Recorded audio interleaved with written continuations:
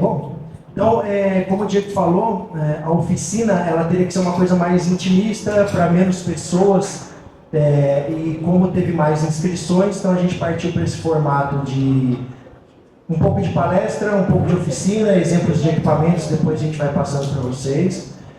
O Diego, como é um especialista maior nessa área dedicada à área de vocês, circense, então ele vai encaminhar mais essa parte de inspeções, de experiências que ele já teve no circo, com alguns exemplos, a gente tem vários materiais, e eu vou tentar traduzir para vocês o antes, né? Antes de ter o inspetor, antes de ter uma pessoa ali dedicada, ou pessoas dedicadas aos cuidados dos materiais, a primeira coisa que a gente deveria de fazer antes de tudo isso. Ontem, nós já tratamos um pouquinho da prévia, né? Então, o que é a prévia quando a gente fala de equipamento? Então, agora a gente vai esquecer um pouco das pessoas, a gente vai falar do equipamento. Então, o que é a prévia? A prévia é um pouco do que nós falamos ontem. Nós estamos nos preocupando em comprar o equipamento adequado, nós estamos nos preocupando em ter um equipamento realmente para aquela aplicação, foi testado, foi certificado quando necessário para aquela aplicação. Ele cumpre com norma quando essa norma existe, ele cumpre com o requisito de norma quando essa norma existe, que é o que vai nos garantir maior segurança. Segundo passo, que inclusive foi no final aqui uma coisa muito importante que o Rob falou, que é aquela pessoa que é dedicada em sair para o mercado, em comprar o equipamento. Tem até um termo que o Rob usou ontem, dessa pessoa técnica que vai fazer a especificação do produto. Isso é muito importante. Eu não sei aqui entre vocês se vocês são pessoas dedicadas a comprar equipamento. Se vocês entram em contato com produtores, sim? Se vocês entram em contato com distribuidores ou simplesmente vocês recebem os materiais para serem utilizados. Então, além do que nós tratamos ontem de norma, de certificação, de detalhamento, de requisitos, existe uma coisa muito importante, principalmente quando vocês forem lidar com materiais têxteis.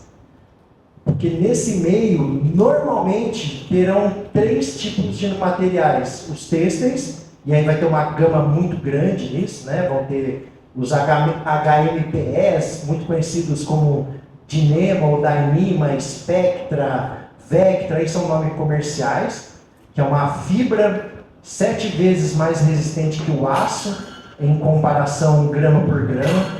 Nós podemos ter nylon, poliéster, polietileno. Nós podemos ter materiais com plástico e nós podemos ter materiais com metal, que aí podem ser ligas de alumínio, que basicamente ninguém usa material de alumínio, né? Nós usamos duralumínio, porque se fosse só alumínio seria caríssimo.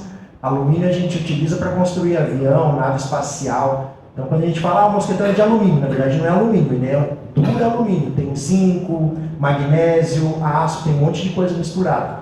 Nós podemos trabalhar com aço carbono, aço inox.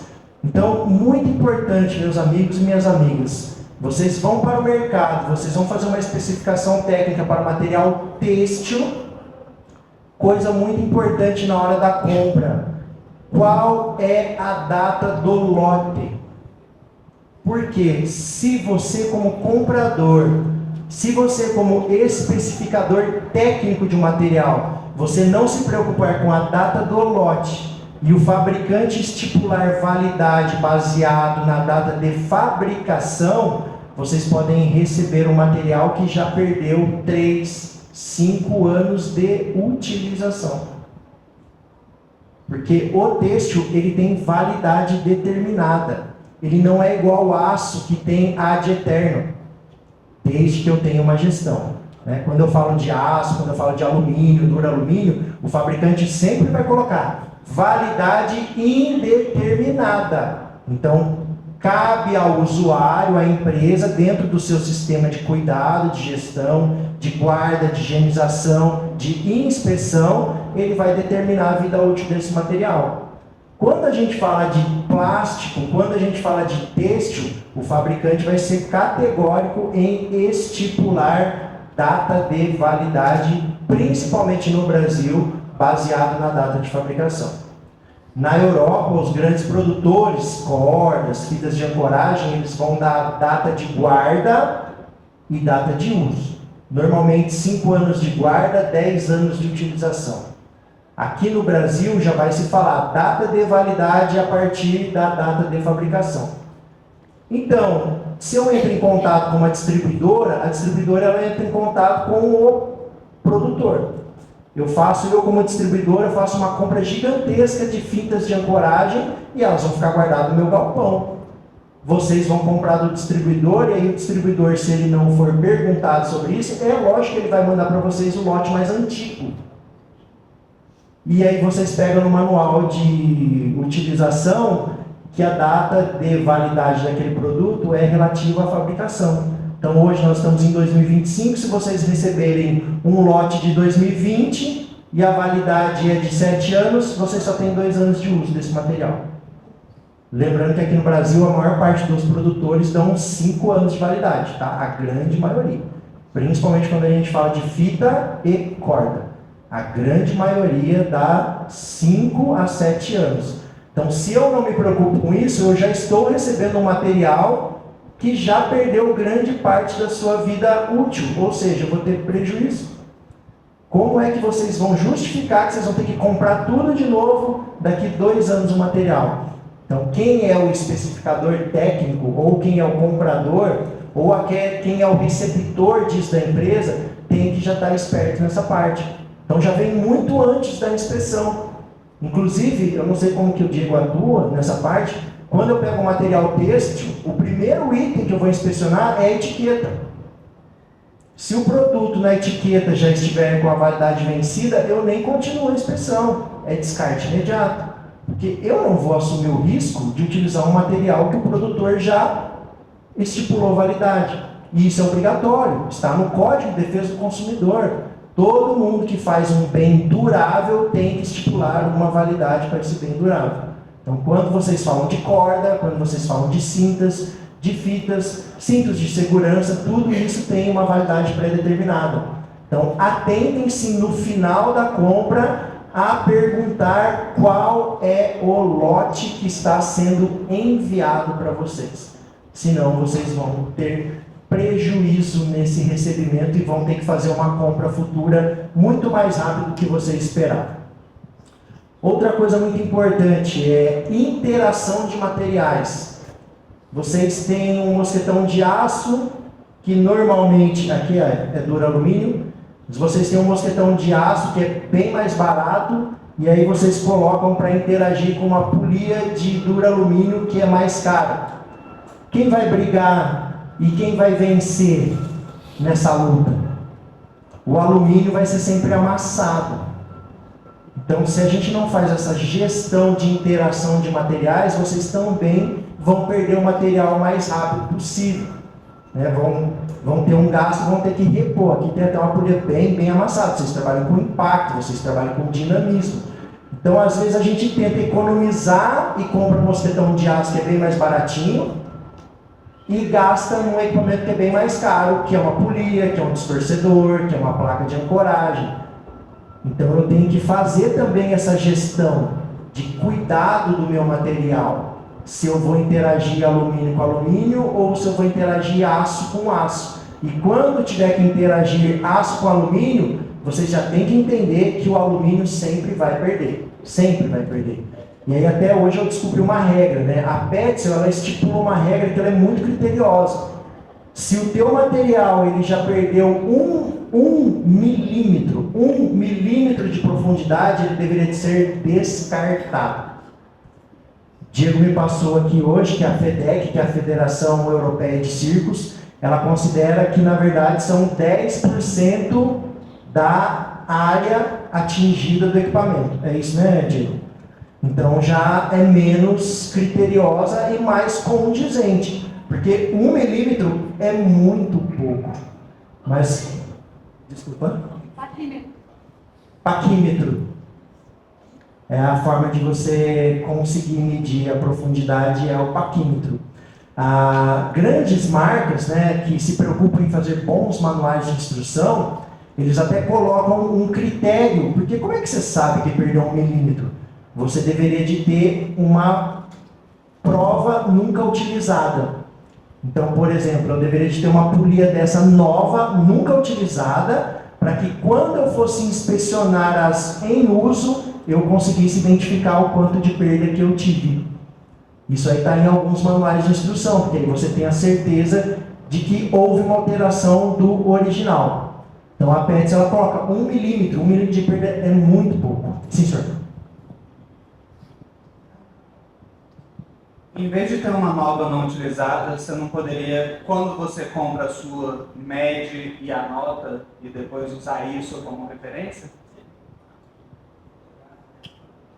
Pergunta muito interessante. Fotografar com plaquinho, porque realmente, na nossa realidade comercial, financeira, você ter guardado um de cada tipo, né? A gente pega como, eu não sei quem participou aqui da oficina de acesso por cordas, tem um descensor lá que vale um paliozinho. É um descensor americano que custa entre 10 a 12 mil reais. E o manual dele é muito claro. Quando você for inspecionar esse descensor, tenha um novo do lado para fazer a comparação. Quem é que vai deixar 10 mil reais guardado na caixa para fazer a comparação? Então, é claro, a gente tem que ter uma solução mais viável para isso. Fotografar o novo, com as medidas e depois fazer uma tabela comparativa. Outra coisa muito importante, pessoal, que vem no pré, né, antes da gente fazer a inspeção, antes da gente abrir uma ficha, é o como que a gente faz o cuidado desse nosso material. Vocês trabalham com exercício físico, vocês trabalham com suor, vocês, pessoal de áreas litorâneas, pessoal do norte, do nordeste, aqui no Brasil é seco, não tem muito esse problema, que é a umidade, que é a maresia.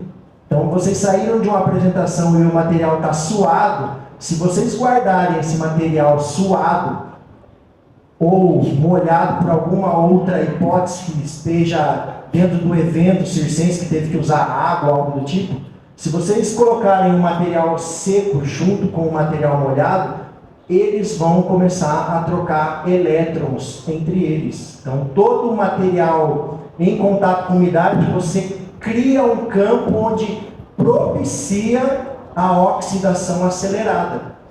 Usou equipamento, está suado, está molhado, não guarda. Seca, lava, tira a salinidade primeiro, se tiver salinidade do nosso suor, seca e depois guarda. O Diego até trouxe um caso aqui bem interessante de um conector de duralumínio, que o pessoal acha que não oxida, e oxida muito. O alumínio ainda tem um grande problema, e quando ele oxida, ele lasca, ele perde pedaço. É muito diferente do aço inox, do aço carbono, que ele tem um processo bem mais demorado, vai criando-se camadas. Não, o alumínio, quando ele começa a oxidar, ele começa a lascar. Tanto é que o manual da PETS eu falo, equipamentos de duralumínio, se oxidou, descarte imediatamente. Se você pega materiais de aço carbono, de aço inox, eles oxidam, depende do tipo de oxidação, principalmente a oxidação branca, você simplesmente limpa e continua a utilizar seu material. Sim, senhor. Mas quanto tempo demora, tipo, o de aço ou o de alumínio demora para começar a oxidar? Qual que é mais rápido para começar a oxidar? Porque assim, eu moro numa região de praia. Isso é muito complicado, porque os mosquetões, principalmente de ferro, eles oxidam rapidamente com maresia, se você for fazer principalmente uma ancoragem para algum show que seja até próximo, ou nem isso, porque às vezes só, assim, por ser uma cidade praiana, a gente já está pegando ali aquela maresia. O que é mais recomendado? Você realmente usar um mosquetão de alumínio, que pode ser que, por ser um ambiente praiano, demore mais a oxidar? Ou tem um tipo de limpeza que pode fazer para manter e durar mais, assim? Excelente. Sem dúvida, o alumínio e o duralumínio, eles demoram mais, mas eles oxidam. O pessoal acha que não oxida, eles oxidam. Mosquetão de aço inox também vai demorar mais. Primeira coisa que vocês devem ter perspicácia, pegar o manual de instrução e verificar o que é que o fabricante está falando. Quais são os cuidados de limpeza, qual que é o tipo de proteção ou produto que você poderia aplicar. Dizer qual que oxida mais rápido, qual é mais fácil, depende do tipo de uso. O seu caso é muito severo mesmo. O pessoal próximo de áreas litorâneas sofre muito com isso. Então o alumínio ele demora mais, mas ele vai oxidar. O que vai reduzir isso é o cuidado, que é o cuidado de inspeções constantes, de limpezas constantes, de tentar tirar essa salinidade e secar adequadamente antes da guarda. Água e sabão. Água e sabão e depois, se necessário, a lubrificação. Porque como tem componentes de movimentação no conector, mola, depois você tem que lubrificar. Lubrificação, óleo de máquina leve. A maior parte dos fabricantes colocam óleo de silicone, que é muito fácil de encontrar, ou óleo de máquina leve. Tá? Singer, olha aqueles de máquina de costura antiga. WD-40, não faça isso. Excelente, que bom que ela tocou nesse assunto. WD-40, inclusive se você entrar no site do fabricante, ele coloca lá, WD-40 não é um lubrificante. Tem até uma historinha que eles contam. Nós não entendemos da onde é que surgiu isso, que um dia alguém achou que WD-40 era um lubrificante, mas ele não é. WD-40 é um desengripante, hidrofóbico, inclusive. Quer dizer que se você joga WD-40 e depois não tira e tentar colocar um lubrificante, ele até expulsa o lubrificante. Então você tem um equipamento travado, o que você deveria de fazer? Aplicar o WD-40 para destravar. Só que depois você remove e lubrifica. Lubrificação é sempre com óleo leve, óleo Singer, óleo de silicone. Alguns produtores falam de grafite, aí tem que ver o que está no manual. Normalmente vai ser óleo leve ou óleo de silicone. Agora, a parte da oxidação depende mesmo do ambiente e de como é que a gente faz o cuidado. Aonde a gente vê o maior problema é materiais que ficam muito tempo expostos, né? Você faz uma montagem e aí ela tem que ficar lá mesmo, porque vai continuar o espetáculo, 1, 2, 3 dias, 1 mês, e aquilo lá está exposto. E materiais que são guardados indevidamente. Esse é um dos maiores problemas.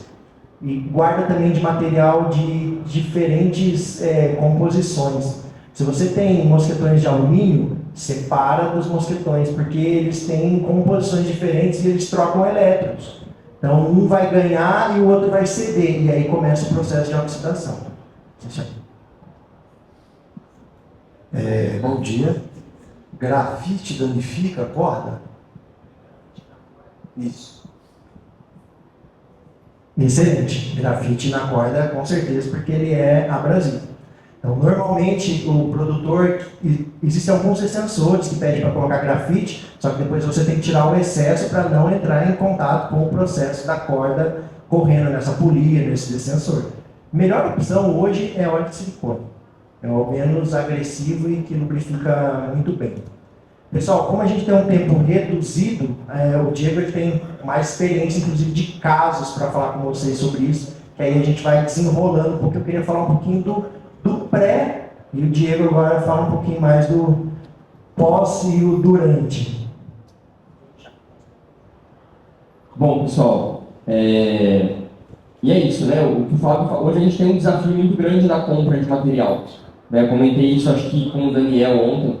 Eu trabalhei em uma loja, quando eu tinha 16 para 17 anos, trabalhei na casa do montanhista que tinha lá em Campinas, hoje só tem no Rio de Janeiro e São Paulo. E aí era muito legal, porque o pessoal chegava para comprar um equipamento e eu tinha a oportunidade de falar, cara, esse equipamento não é ideal, não é o mais adequado para o que você quer. Isso aqui é melhor, isso aqui às vezes é até mais barato e tal. E hoje a gente não tem mais essa interação, né? Você entra num site que tem 1 milhão de equipamentos e você precisa olhar e falar, tá, qual desses mosquetões que é o mais adequado para o meu uso? Qual desses giros é o mais adequado? Tem uma exceção, que a gente estava até conversando, que é a Climbing Clean, que é uma loja lá de Curitiba, que, via de regra, você vai comprar, a hora que cair lá o pedido para eles, eles vão te ligar. Ó, você está pedindo aqui um suir, um distorcedor, um isso, um aquilo. Desculpa, mas para tentar te ajudar, qual que é o uso que você vai ter? Não sei se alguém aqui já passou por isso com a Climbing Clean. Ah, não, é para circo e tal. Não, mas você pediu um distorcedor sem rolamento. O melhor para o seu uso é rolamentado e tal. Então eles vão fazer uma indicação, isso é legal. Tá? O processo de inspeção ele é extremamente criterioso. A FEDEC até tem um vídeo, que depois eu vou mandar o link para vocês, e o título do vídeo é Inspeção Visual Básica. Não faça isso como se estivesse vendendo hambúrgueres. Esse é o título do vídeo da FEDEC. Muito bom, por sinal. Bem básico, mas bem elucidativo, assim. Então a gente hoje trabalha com basicamente alguns tipos de inspeção. Quando eu compro o equipamento, eu vou ter que fazer o primeiro registro dele. Essa é a inspeção inicial, a inspeção de compra, de aquisição. Então eu vou comprar, eu já vou abrir uma ficha de inspeção desse equipamento. Deixa eu tentar abrir ela.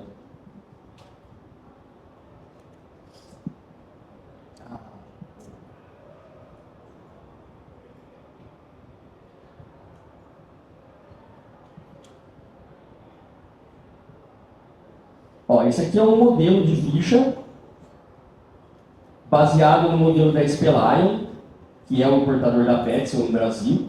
Então essa ficha também é baseada na ficha da Petzl. Depois eu vou, sei que não está dando para ler agora, mas só para... Então a gente abre uma ficha dessa para cada equipamento. Se vocês olharem ali no canto, ó, isso é a inspeção do ano passado do trapézio voador. A gente inspecionou 612 equipamentos, tem 612 páginas. A gente fica 20 dias lá. O Rogério ficou dormindo. Além de deixar a chave da escola, a gente dorme lá dentro da escola para ganhar tempo. Porque é uma inspeção detalhada mesmo, tá? Comprei, eu vou fazer essa inspeção, abro a primeira ficha e eu crio um registro ali. Não sei se o Fabião o que mais coloca no registro.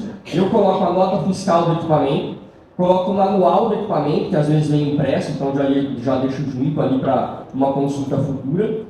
Embora hoje a maioria das boas marcas você encontra fácil na internet também o manual, a gente só tem um problema, né, que, por exemplo, o stop mudou o modelo. O manual antigo você ainda encontra, mas é um pouquinho mais difícil, tem que garimpar um pouco mais na internet para encontrar. Então, nota fiscal, manual, uma foto, né, um registro fotográfico e a ficha de inspeção inicial. Você põe mais alguma coisa, Fernando? E aí você vai fazendo isso para cada equipamento, para cada mosquetão, para cada fita, para cada tudo. O equipamento ele recebe um número individual. Algumas marcas já trazem esse número. Né? A Petzl, por exemplo, todos os equipamentos vêm marcados com número individual. Então você pode usar, esse aqui, por exemplo, é um equipamento Petzl. Então se você olhar, é um número grande, né? Se você pegar ali, ó, número individual, ó, 18, né? E aí eu não vou lembrar porque mudou, mas 18 é um ano de fabricação. E eu acho que é a semana de fabricação, né, dentro do mês, se eu não me engano. Aí tem um número que identifica o responsável pela inspeção que saiu da fábrica, enfim. E os últimos dígitos ali é um número sequencial. Então 46, 7, 48, 49, 50. Então cada mosquetão tem um número individual. Não existe outro número igual no planeta Terra de mosquetão, são individuais. Tá? Quando eu não tenho isso, aí eu tenho que marcar. Como é que eu posso marcar um equipamento com uma numeração? A gente usa atualmente, eu marco uma cor para saber que é meu, né? Então eu vou lá e coloco laranja. E aí normalmente no mosquetão eu coloco na rosca, que é um lugar mais difícil de sair, porque ela penetra naquelas ranhurinhas que tem. E faço uma marcação no corpo do mosquetão com um número. Né? Se você ver aqui, vamos ver o próximo aqui, ó. Pegando uma leva de Petzl aqui. Deixa eu dar uma descida para pegar um outro equipamento. Estou tomando um choque aqui, adoidado, mas tudo bem, faz parte da vida. Ó, quando segura o microfone e põe a mão no computador. Número individual, ó, V04. Então esse número eu criei. Então 04, 5, 6, 7, 8. E eu marco com essa canetinha aqui, ó.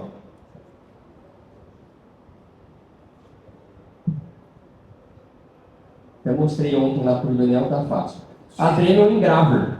Pode ser a mini retífica da Dremel? Eu não recomendo, porque eu já vi acontecer uma coisa na marcação dos equipamentos lá do Espero Resgate. A mini retífica, ela roda.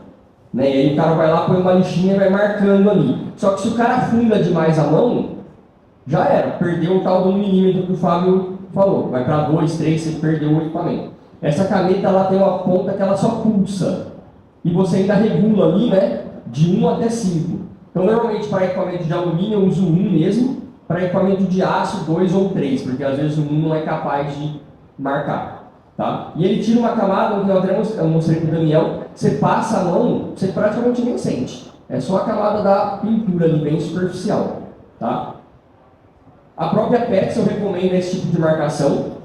Tem algumas pessoas que falam que não, mas como diz o grande David Merchan, se o seu equipamento não puder ser marcado desse jeito, se o fabricante falar que ele não pode ser marcado desse jeito, troque de fabricante. E aí... Diego, posso só... claro. Esse material ele é muito interessante mesmo, só que ele tem um valorzinho agregado. Para materiais de alumínio, se vocês quiserem comprar uma coisa bem mais barata e aí que tem certeza que não vai agredir nada mesmo, caneta de joalheiro. Custa R$18 no Mercado Livre. É uma canetinha de marcar joia. Ela é isso aí. É uma pilhinha que vai ali dentro, então ela é super suave, aquela parte branca é o botãozinho. Se você tentar fazer muita força, ela já para o rotor dela e não deixa marcar com profundidade. No aço, ela dificilmente funciona porque ela não tem força para isso. Mas materiais de alumínio, vocês marcam tranquilamente e ela não agride nada e é super... subiu ainda, era uns 17, 18. Se garimpar no Mercado Livre, sai mais barato que R$29. É só uma pilhinha ali dentro. Para alumínio, ela é bem interessante, vale a pena. Bom. Então a gente faz essa primeira ficha. E aí o outro... Pode falar. E para marcar têxtil? Para marcar têxtil, você pode usar um lacre, vai depender muito do seu uso, né? Mas você pode usar um lacrezinho desse aqui, ó, que ele vem numerado também. Então você compra lá super barato uma sequência de lacres numerados da cor que você quiser. Eu uso, por exemplo, amarelo para equipamento que estava em quarentena, vermelho para equipamento reprovado. Então eu não costumo usar essas cores, mas o branco, por exemplo, qualquer outra cor, é uma opção. Outra opção é você escrever nas partes, não na fita, né, obviamente. Embora você até tenha canetas de corda, que aí não vai agredir a fita, né, você consegue comprar caneta própria para marcar a corda e aí pode escrever na fita. Mas você pode escrever nas etiquetas, né, tanto essas daqui, que são plastificadas, quanto as de têxtil aqui mesmo.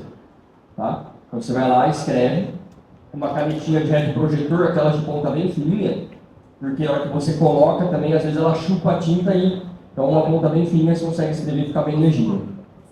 Beleza? Hoje no mercado já existem alguns produtores, já entrou no Brasil, inclusive o mais famoso no mundo chama-se Scannable.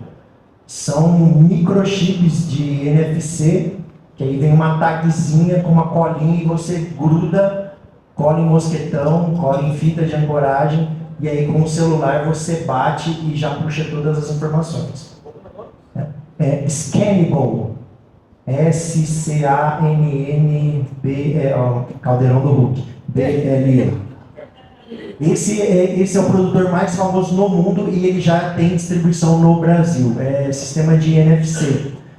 Eu vi algumas pessoas aqui utilizando o cinturão da Innova Safety. A Innova é o primeiro produtor no Brasil que já entrega o cinto com tecnologia NFC. Tá? Todos os novos cinturões da Innova já vêm com uma etiquetinha colada, é só bater o celular e ele vai puxar todas as informações do seu equipamento. Nota fiscal, lote, número individual que já vem marcado. Esse já é o futuro que vai chegar no Brasil, porque já tem produtor brasileiro entregando isso sem cobrar mais, inclusive. O preço se manteve o mesmo e com a tecnologia já embarcada no próprio equipamento. Então, com certeza o pessoal já está de olho nisso e outros produtores vão ter que começar a entregar isso aí também. Trava-quedas também, da Innova já vem, número individual.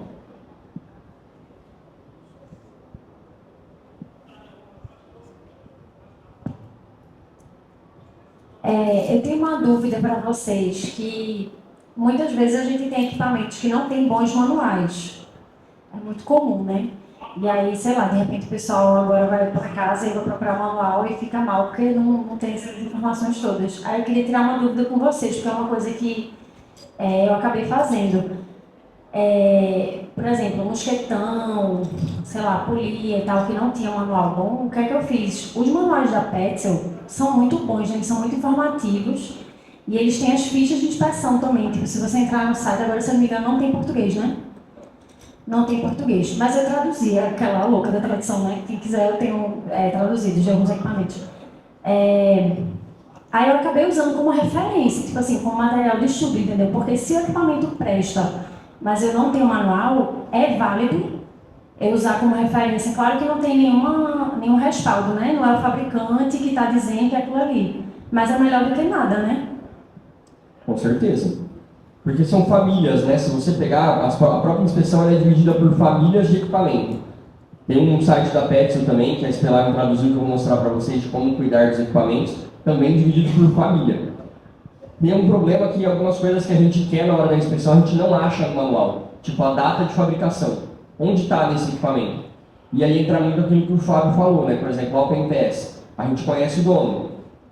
O S-Climb, conhece o dono. ForHope, conhece o dono. Aí a gente tem que ligar lá, falar, cara, estou com um equipamento aqui e tal, esse número é a data de fabricação? Ou é o lote? O que é? E aí a pessoa vai te falar, não, esse número é tal coisa, porque não tem no manual, né? Diferentemente da Petzl, por exemplo, que aquela sequência enorme, no manual está explicado, os 2 primeiros dígitos é isso, a letra é aquilo, os próximos dígitos são não sei o quê, então você sabe exatamente o que significa aquilo.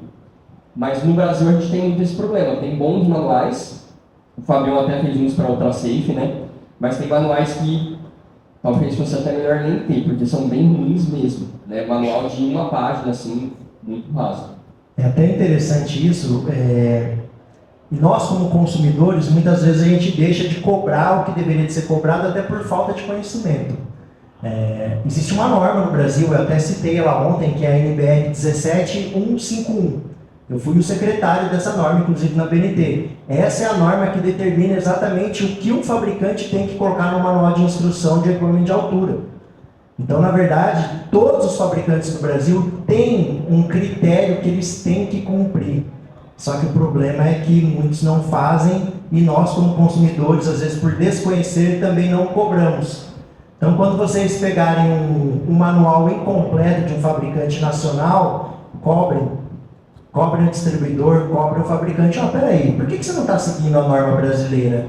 Que ela dá inclusive um modelinho de como tem que ser uma fichinha de inspeção, ela dá todas as diretrizes do que um fabricante precisa informar ao seu consumidor de equipamento de altura. NBR 17151, já está em vigor há quase 2 anos. Então existe o critério, só que nem todo produtor se adapta, às vezes inclusive porque a gente não cobra e ele acaba, lógico, que fica na dele. Então vale a pena, porque existe um critério para isso.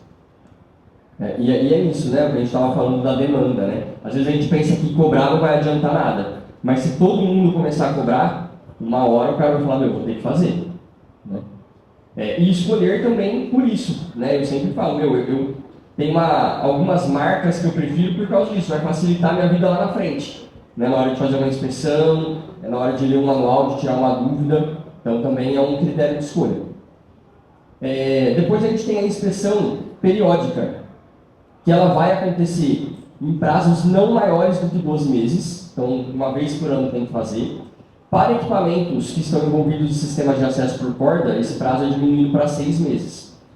E aí eu gosto de falar que no circo, a grande maioria dos equipamentos deveria ser tratado como equipamentos que estão envolvidos no acesso por corda, pela frequência de uso e pela intensidade do uso.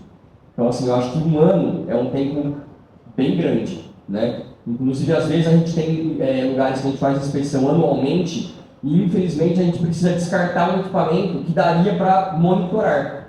Por quê? Porque lá ninguém vai monitorar e a gente vai monitorar daqui 12 meses. Cara, 12 meses muita coisa pode acontecer com esse equipamento. Então, às vezes a gente fala, vamos descartar porque, não sei, daqui 12 meses pode dar um problema muito grande. Tá? A gente também tem a inspeção especial, que é quando acontece alguma coisa com o equipamento que não estava previsto. Então o Fabião deu um exemplo lá, né? Eu estou usando o meu cinto e aí eu sofro uma queda com ele no primeiro dia de uso. Esse equipamento tem que ser retirado de uso imediatamente, o conjunto todo, e ele vai passar por uma inspeção. Dependendo do fator de queda, né, que você sofreu com esse equipamento, ele já vai ser condenado automaticamente. Tá? Então, estou lá, caiu alguma coisa no meu cinto. Eu vou retirar para passar por inspeção. Né? E aí eu vou ver o que caiu.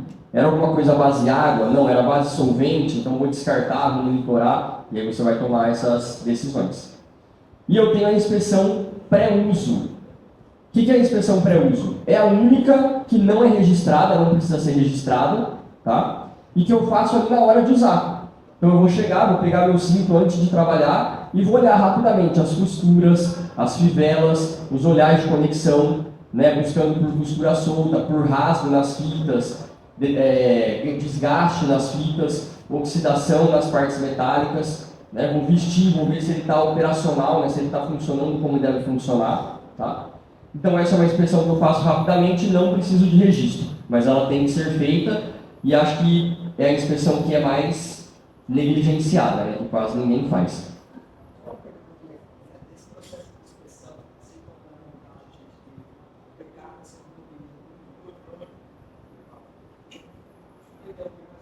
Não, imagina. Nesse processo de inspeção, na montagem a gente tem o backup, o segundo olhar, o terceiro olhar, dependendo da complexidade. Na inspeção, você também, às vezes, na dúvida, chama alguém e fala assim, ó, eu não estou certeza se esse material está legal, o que você acha? Existe essa possibilidade? Ou você usa a máxima, assim, na dúvida, tchau? Cara, existe. Eu, pelo menos, uso muito. Eu vou citar um caso que aconteceu comigo. O Rogério estava presente. Faz uns 2 anos. Eu tomei uma queda num telhado. Era um telhado de telha sanduíche, a gente estava removendo as telhas. Só que tinha uma telha que alguém trocou por uma telha simples, que não era sanduíche. Então eu estava andando normal, preso numa linha de vida, com o meu trava-quedas, com o azar. E aí, a hora que eu agachei para colocar a pala na fusadeira, tirei e pisei na outra telha, eu vazei do telhado. E aí caí mais ou menos 1,5 metros, o trava-quedas travou e eu fiquei pendurado. O absorvedor de energia não chegou a abrir, e aí eu peguei esse trava-quedas, inspecionei, mas teve um negócio que me deixou na dúvida. E aí ainda entra aquele negócio, né, tipo, talvez inconscientemente, pô, um trava-quedas de R$2.000. Aí você é o dono, você fala, caralho, se eu descartar, eu vou gastar R$2.000. E aí eu preferi mandar, mandei pro, acho que o Diogo olhou, mas eu preferi mandar direto para a Spelline, que é o importador. Falei com o Walker, falei, cara, aconteceu isso, eu queria que você desse uma olhada, tal, não sei o quê. E já sabendo que ele poderia ter também uma visão de, tipo, não, vou vender um outro trava-quedas. Mas ele retornou e falou, cara, tá tranquilo, inspecionei o trava-quedas, estou até te mandando por e-mail o laudo da inspeção, pode continuar usando. E isso acontece muito também quando a gente tem muito equipamento, que é o caso do trapézio voador. Que é igual a estrutura que eu estava falando para alguém do Mato Grosso, conversando ontem, para ela. Estrutura, quando eu vou avaliar se dá para fazer ancoragem, tem 3 casos. Tem aquela que eu olho e falo, dá com certeza, e aí eu só me comunico com o engenheiro para ela poder emitir a documentação. Tem a que eu olho e falo, não dá de jeito nenhum. E tem a que eu olho e falo, não sei se dá ou se não dá. Nessa eu marco uma visita e a engenheira vai presencialmente. O equipamento é a mesma coisa. Tem aquele que você olha e fala, não, já era. Tem que você olha e fala, tá bom. Tem que você olha e fala, será que não dá para monitorar? E aí você entrega para um outro inspetor. E não fala nada. Fala, dá uma olhada, o que você acha? Diego e demais, né? Existe um padrão, no sentido claro, cada caso é um caso, né? Sofri uma queda, o meu equipamento individual, ele é composto por vários outros itens, né?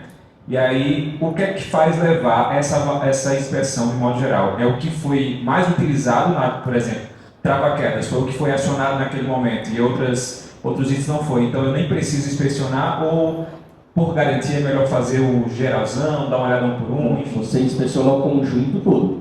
Se você está com o cinto, o talabarte, inclusive o mosquetão do talabarte, né? A gente fala, mas aí não dá para tirar o mosquetão. Não, independente se o talabarte abriu ou não, o conjunto todo vai passar por inspeção. Tá? Inclusive o cinto, ele tem um indicador de queda. Né? Quando você toma uma queda, aquele indicador pode abrir. É uma costura um pouco mais frágil do que as costuras de carga mesmo do cinto. E ele abre e indica que aquele cinto já sofreu uma queda. Tá? E o absorvedor de energia, que pode abrir parcialmente, pode abrir totalmente ou pode até não abrir. Vai depender da força que foi gerada ali.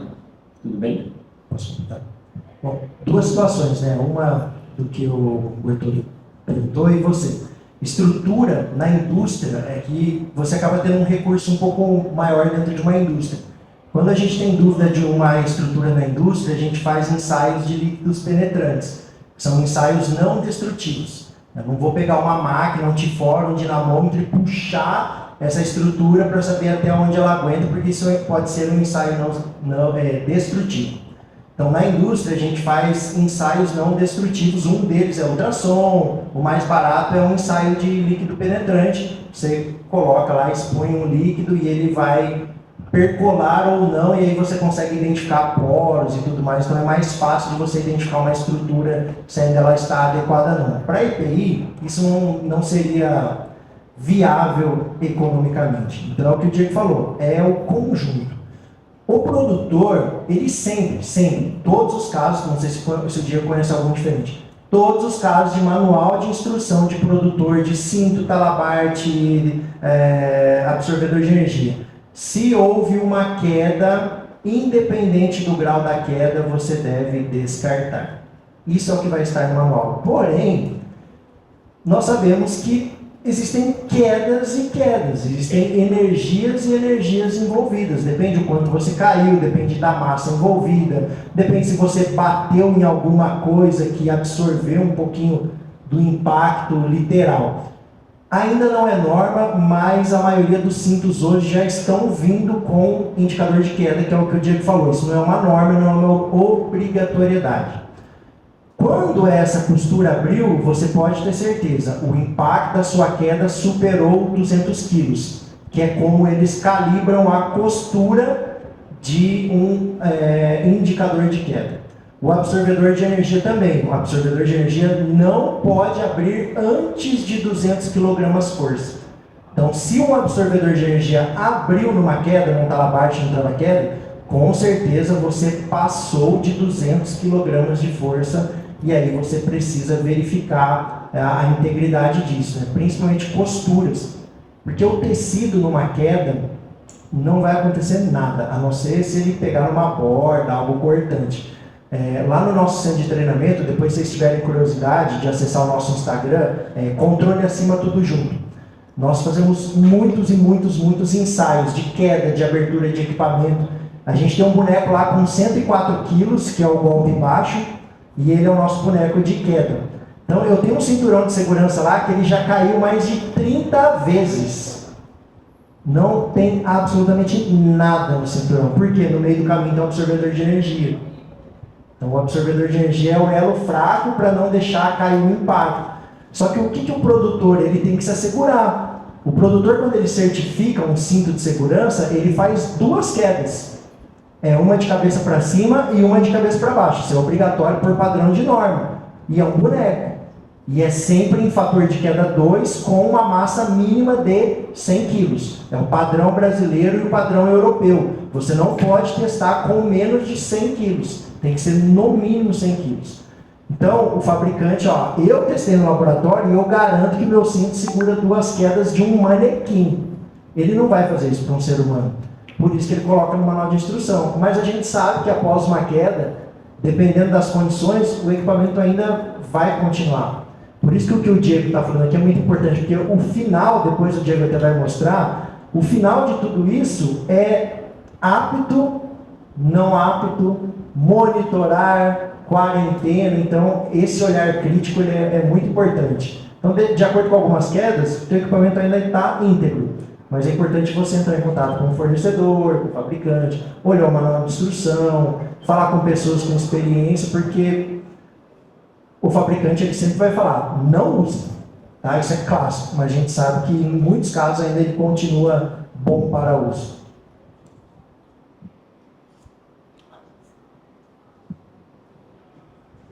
Na verdade, é uma dúvida que não faz necessariamente parte do contexto, mas aproveitando o momento, deveria ter feito ontem, mas foi corrido. Levando em consideração que quase sua totalidade dos espaços físicos não é apropriado para o que a gente faz. Isso é a realidade, né?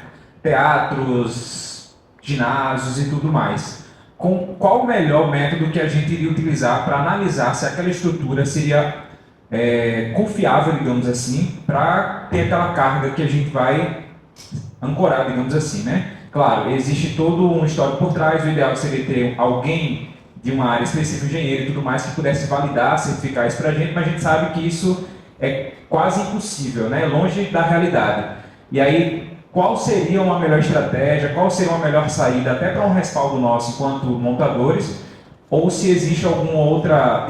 Normalmente a gente monta um teatro, e é improviso, porque aquilo ali não foi projetado para aquilo, a gente monta porque a gente quer fazer e a gente precisa fazer, então a gente nunca teve ainda uma inquietação de nossa parte, talvez seria uma possibilidade, vamos pensar em mais estruturas para circo, né?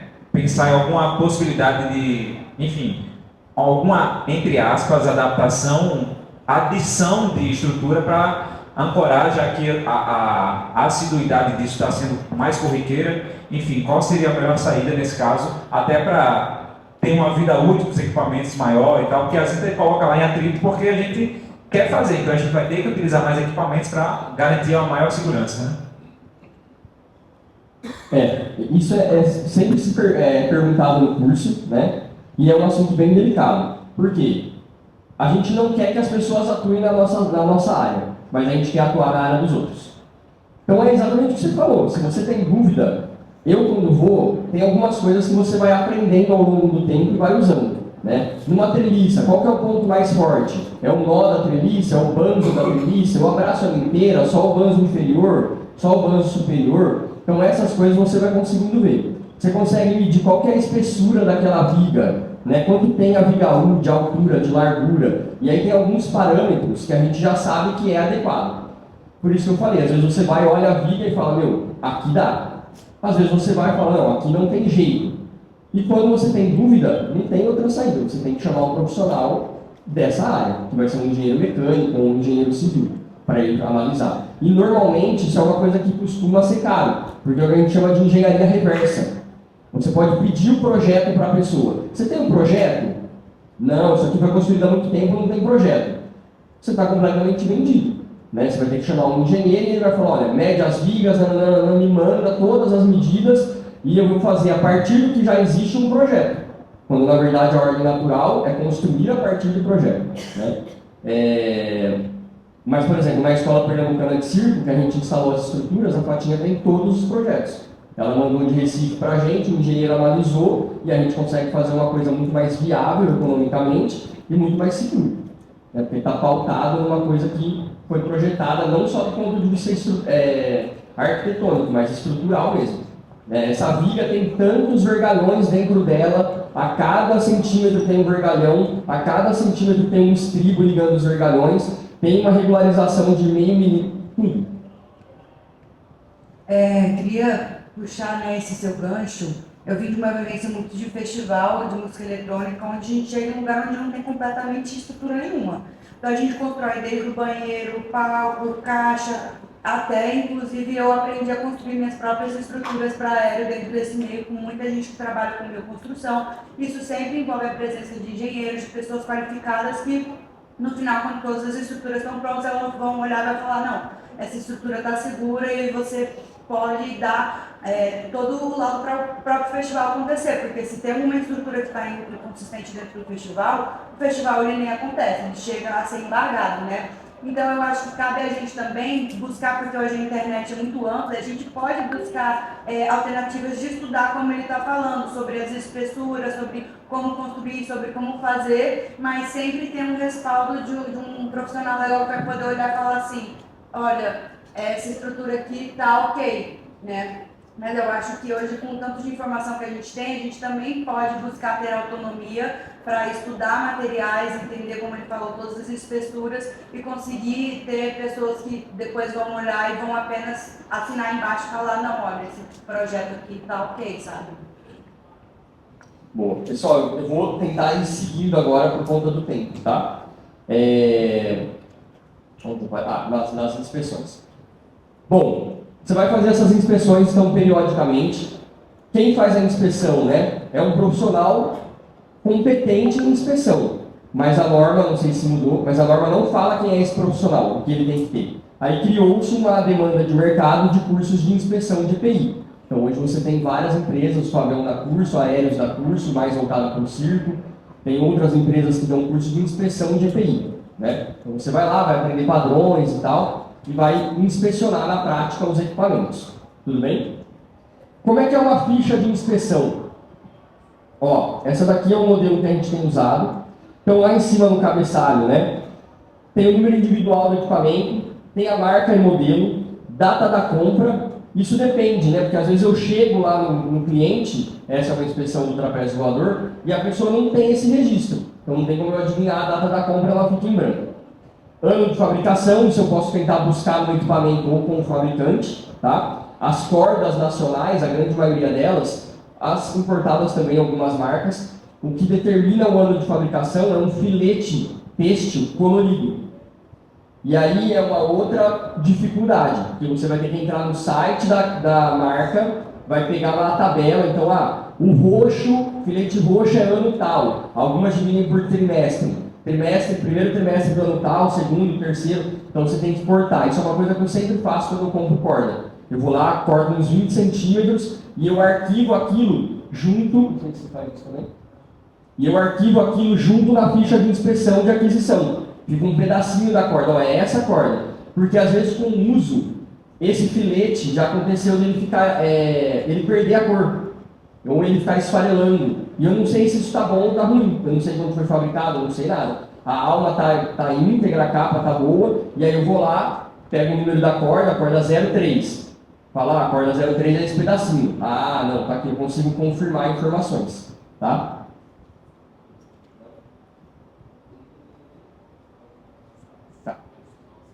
Beleza. Nome da empresa, endereço da empresa, né, que aí está em branco, porque isso acompanha um databook maior, onde a gente detalha a inspeção e tal, depois eu posso mostrar para vocês. O nome do usuário, e aí a pessoa responsável, né, tem vários professores, antes era o Ali e agora está o João lá, então ele é o responsável por essas manutenções dentro do trapézio voador. E aí eu faço algumas perguntas para ele. Como são 600 equipamentos, eu faço de forma mais genérica. Que são essas primeiras aqui, ó. O equipamento... Gaiola tá aí? O equipamento sofreu modificação ou alteração fora das unidades de produção do fabricante? Isso eu consigo ver, né? Mas mesmo assim é uma pergunta que eu faço para ele. Tem algum equipamento que vocês mudaram, alguma coisa? Não, não tem. O componente recebeu forças de um fator de queda igual ou maior que 1? Então, teve alguma queda nesse equipamento, nesse cinto, nesse talabar? Não teve queda nenhuma. Foi usado em temperaturas maiores que 40, menores que 40 ou maiores que 80 graus Celsius? Isso para a gente no circo é muito raro de acontecer, mas na indústria e em outros âmbitos pode acontecer. Tá? Excedeu o prazo de validade? E aí depende, né? Qual que é o prazo de validade de um equipamento metálico? Indeterminado.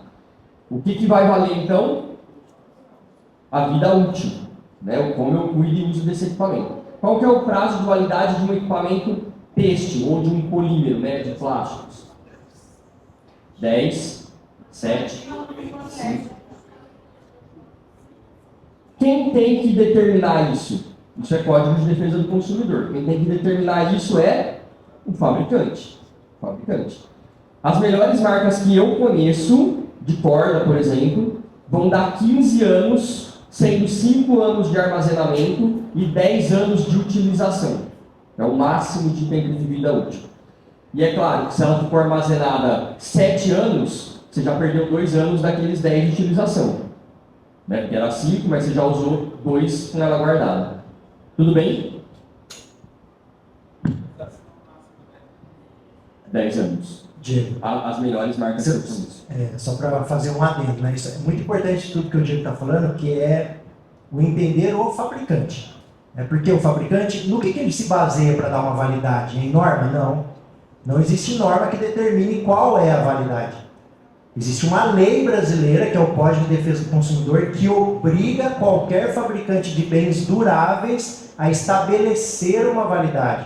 Então o fabricante ele se baseia qual é a qualidade da matéria-prima dele, qual é o processo construtivo, qual é a qualidade de inspeção, de controle, e aí ele vai determinar. Como o Diego falou, os grandes fabricantes dão 15 anos, 5 e 10.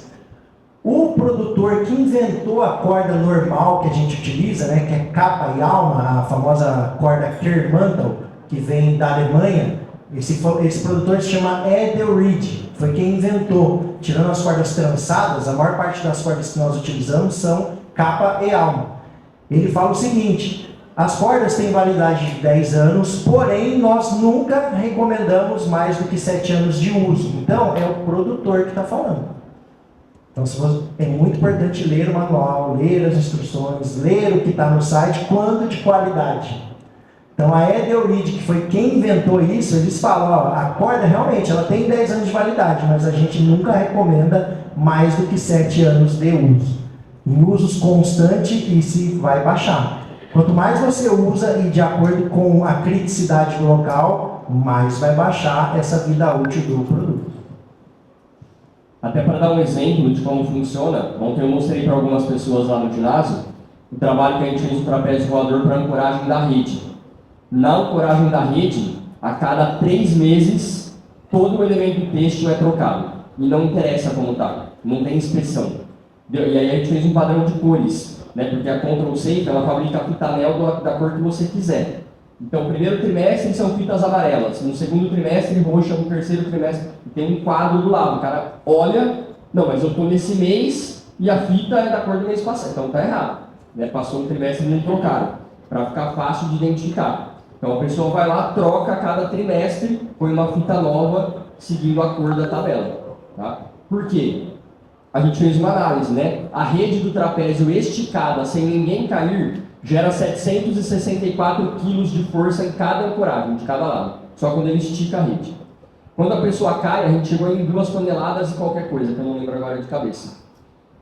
As pessoas voam muito com lonja, mas a gente falou qual é a quantidade de aulas no lines, né? Sem lonja que o pessoal voa e cai na rede. E aí a gente quantificou isso por semana. Então, quantas quedas tem nessa rede mais ou menos por mês, por trimestre? E aí a gente falou, a cada trimestre você tem que tirar isso e colocar. Porque a fita vai perdendo aquela capacidade. Você tira ela tá linda, maravilhosa, só que ela tá dura. Porque ela já foi e voltou, foi e voltou, foi e voltou. Chega uma hora que ela não consegue mais ir e voltar com a mesma eficiência. E aí ela vai perdendo essa capacidade de absorção, que todo têxtil tem. Mais ou menos, mas todo tem. Beleza? Quando molhado também, tá, pessoal? Isso está em norma. Toda corda, qualquer material têxtil, quando molhado, ele perde de 17% a 19% da resistência naquele momento. Por quê? Porque fica mais duro. Tudo que é mais duro é mais fácil de quebrar, né? Água no estado sólido e no estado líquido. Tá? Quando uma corda está 17% a 19%, está na ANBR 1649, que é uma norma brasileira sobre utilização de equipamento de proteção contra queda.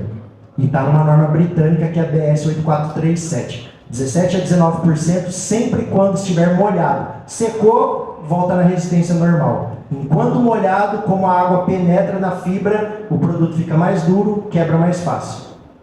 E aí eu vou para uma área, a gente praticamente não se preocupa muito com isso no circo, porque as cargas normalmente são menores, né? E é difícil a gente ter os têxteis molhados. Mas eu vou para uma área que é muito importante, isso que o Fábio falou, que eu trabalho também, né? Eu vim nela, na verdade hoje é meu hobby, que é o espelho resgate, né? O resgate em caverna. A gente monta uma tirolesa, imagina de 60 metros, com a corda tensionada, e passa às vezes 3 pessoas, uma corda só, corda única, e às vezes isso está sendo molhado. A gente está embaixo de uma cachoeira com um pouco volume de água que está molhando a corda o tempo todo.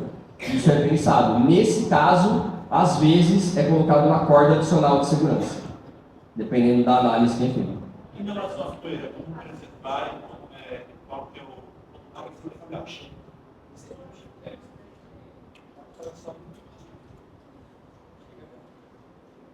Em relação à poeira, como que preservar a corda e qual que é o desgaste, como ela perde assim, a vida útil? Cuidados com o equipamento, eu vou passar um documento para vocês aqui, mas vou falar rapidamente, tá? A corda, aquela máxima, né? O escalador tem muito isso, né? Cuida da corda muito bem, tem até uma história, a gente estava fazendo um simulado de espelho resgate aqui em Brasília, lá no Morro da Pedreira, e aí teve um acidente real com um escalador fora da caverna. E aí a galera sabia que a gente estava lá, chamou, a gente foi atender. A gente chegou, o escalador meiou a corda errada, caiu no rapel. Ele estava um sol de Brasília, 2 e pouco da tarde. Ele estava deitado na pedra quente e a corda em cima da lona. Aí a gente tira, não, a corda, não. Jogamos a corda para lá, levou a lona, o cara na pedra e a corda na lona. O escalador cuida muito bem de corda. Mas você tem que ter cuidado, principalmente para não pisar quando tem ambiente sujo, né? Poeira, areia, porque parece que não, mas essas micropartículas, que são esses cristalzinhos, eles penetram lá dentro da alma da corda, e quando essa corda vai passar num sistema, principalmente um descensor, ela está tensionada numa polia, está sendo esmagada, isso pode ir poluindo a alma da corda gradativamente. Então, corda, você vai armazenar em local seco, longe da luz solar, não é que você não pode usar ela no sol, você vai armazenar ela ao abrigo da luz solar num local ventilado e longe de poeira, produto químico, tudo isso, tá? Basicamente. Nós tivemos um caso na fábrica de fertilizantes da Bahia, onde um alpinista morreu com o rompimento de 2 cordas ao mesmo tempo. E depois que a corda foi mandada para o IPT, a corda de 27 kN estourou com 200 kg. Por contato com produto químico, que em contato com a água se transformou em um ácido e corroeu toda a resistência da corda. Sol é extremamente agressivo. O maior indicador é perda de coloração. Se a tua corda perdeu coloração, pode ter certeza, ela perdeu resistência mecânica. Isso vale para o tecido acrobático também. Tudo que é tecido, né? A gente está falando da corda, mas é tudo que é tecido. Perdeu coloração, perde resistência mecânica. Sabe aquele tecido vermelho que ficou rosa? É isso aí. E não precisa ser só o sol, tá? A radiação UV emitida por uma luminária estraga também. Calor, dependendo da alta temperatura. Tanto é que as salas de guarda de materiais não pode ter iluminação direta. Tem que ser uma sala com baixa iluminação e com boa ventilação. Mesmo tudo que emite radiação UV, UVA, UVB, UVC, sol, não natural, todas elas agridem. Caso clássico em escritórios, deixa um notebook sempre embaixo de uma luminária, depois de uns meses, verifica como está a cor da capa do seu notebook. Perdeu coloração por incidência constante de radiação de iluminação. É um dos piores agentes da iluminação, produto químico. Vou continuar aqui a ficha para a gente terminar ela. Só que vai mudar de família para família, tá? Eu posso disponibilizar depois as fichas em branco para quem quiser. Então, verificação visual dos componentes de segurança. Nesse caso aqui, é uma corda, tá? Então, eu vou verificar lá. Condição do revestimento, corte, desgaste, rigidez, se está felpudo, saliência, queimadura, marca, produto químico. Verificação palpável do núcleo, né, que é a aula. Condição das costuras das terminações, porque tem corda que vem costurada, tá? Condição dos nós. Verificação de outros componentes, condição dos componentes de proteção, né? Às vezes você tem uma capa de proteção na corda. Se tem marcação nas pontas ou não. Comprimento, né? Às vezes está marcado um comprimento, mas você mede, ela tem outro, você tem que atualizar isso. Comentários, então nesse caso aqui, monitorar alguns pontos onde a capa apresenta sinais de abrasão leve. Então você já sabe que essa corda vai ser monitorada, corda 04. E esse produto está apto para voltar para uso, aprovado. Os inspetores, né, foi o Gaiola e o Rogério, e aí a próxima inspeção daqui a um ano, tá? Dezembro desse ano vai ser. Tá? Então para cada equipamento tem uma ficha dessa daqui, ó. Tem um reprovado aqui, ó, vamos ver. Uma corda também, ó. Comprimento parcial da alma. Então você consegue ir apalpando ela, você vê que ela tem uma continuidade, de repente ela aperta, você só tem capa naquele lugar. Né? Você vê que a alma, ou ela está mais fina, ou ela se rompeu mesmo. Então nesse caso a corda foi reprovada. Beleza? Muito bem. Oi. No caso desse que você percebe que tem esse rompimento parcial, você pode cortar a corda nesse rompimento e dividir ela em duas? Pode. Você pode pegar aquele lugar que está deteriorado, tira um pedaço para cá, 10, 15 centímetros para lá e para cá, corta, e aí ela vai virar 2 cordas. Mas ela não ganha um outro, pelo menos para mim, não sei como é que você faz, ela não ganha um outro número. Se ela é a corda 04, ela vai virar a 04A e a 04B. Ela só dividiu em 2 cordas, mas ela continua sendo a 04 porque ela foi comprada na mesma data, começou a ser usada na mesma data e tudo mais. Tá? Vou mostrar para vocês aqui algumas coisas que eu tinha falado já. Isso aqui, ó, é o que a caverna faz com um mosquetão de duro alumínio. Eu vou passar um para vocês que está num estágio bem mais tranquilo. Cuidado, por favor, não tentem fechar e abrir o gatilho, tá? Porque senão você pode quebrar o mosquetão e eu quero continuar guardando ele. Você vai ver que ele começa a desfolhar, acho que o Morango falava, parece um doce 1000 folhas, sabe? Ele vai desfolhando assim várias camadas. E ele vai ficando extremamente frágil. Ó. Isso aí são mosquetões que ficaram em caverna em períodos de exploração por muito tempo. E aí quando a pessoa vai lá retirar, ela retira, guarda lá, mas deteriora muito, tá? Esse terceiro parece da pretzel. Da pretzel. Virou um pretzel.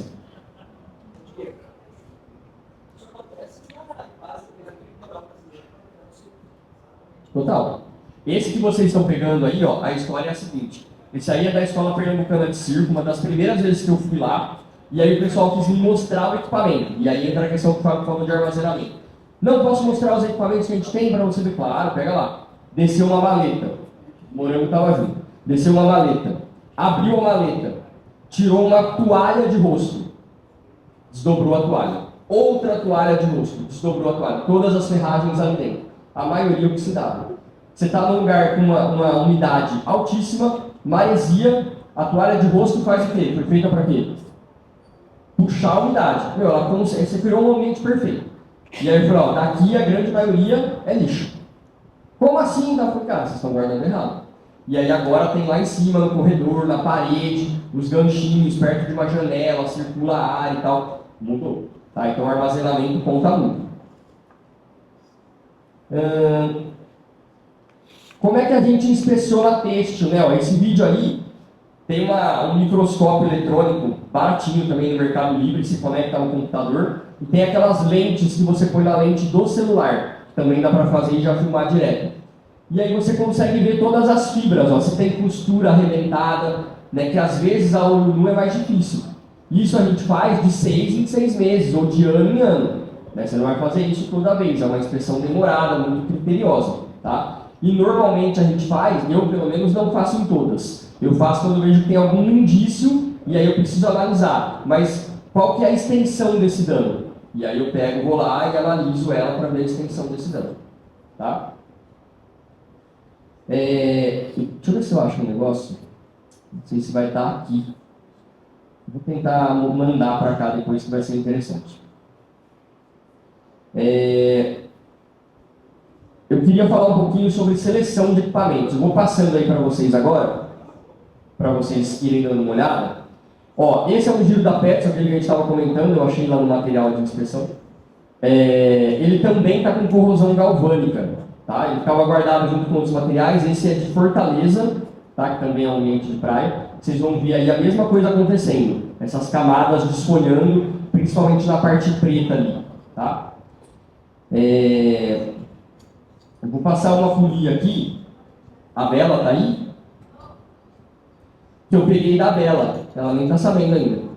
Que vocês vão ver que a bucha de bronze sumiu, foi mágica. Então, olha só. Né, a bucha que estava aqui não existe mais. E aí, por falta dessa bucha, ela gastou a lateral, a placa lateral, vai comendo a placa lateral da folia. Tá? Vou passar esse aqui, ó, que era um mosquetão. E às vezes a gente negligencia algumas coisas, né? Esse mosquetão ficava na lonja do trapézio voador, lá em São Paulo. Então o cara colocava na argola de metal do cinto da lonja. Olha o que aconteceu aqui, ó. Bem maior que 1 milímetro. Bem maior. Oi?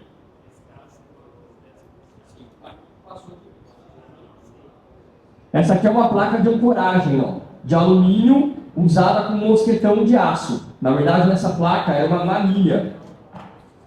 E aí a combinação de materiais é importante, né?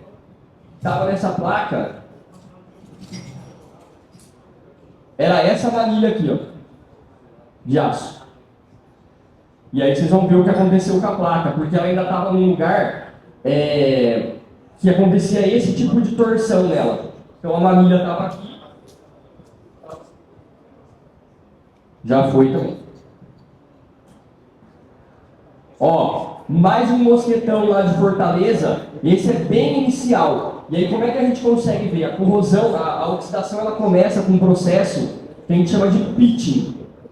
Ela começa a criar pequenos poros no alumínio, antes de desfolhar. Se você pega uma ponta bem fina, uma agulha, ou até uma ponta de lapiseira, e começa a correr, é para ele passar liso. E aí você vê que você começa a tirar material com essa ponta de lapiseira. Ele já está nesse processo inicial de pitching. Esse mosquetão aqui já está começando já. Também de Fortaleza. Vê um outro aqui bom. E a corrosão do aço, né? Mais um que eu queria passar. Oi.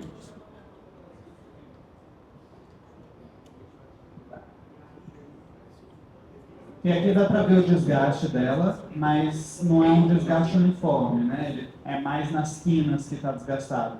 Como é que eu meço a perda de material quando está arredondado desse jeito?